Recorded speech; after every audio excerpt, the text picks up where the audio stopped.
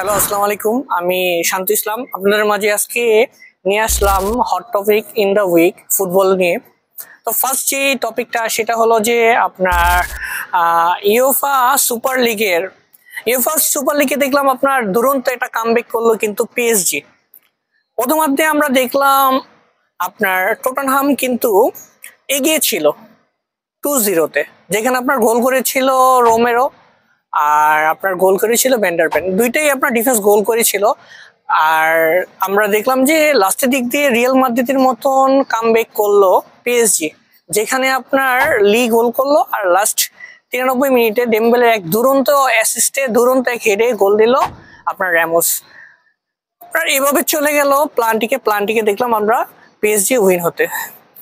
Second যে নিউজটা আছে সেটা ইংলিশ প্রিমিয়ার লিগের কমিউনিটি শিল্ড নিয়ে।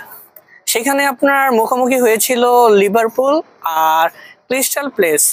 আমরা দেখলাম যে লিভারপুলের আগের মতন আগের সিজনে সেই খেলাটা পেলাম না, অ্যাটাকিং খেলা বা মুভমেন্ট সেরকম পেলাম না, যার কারণে রেজাল্টটা কিন্তু আমরা দেখলাম লিভারপুলের বিপক্ষে গেল।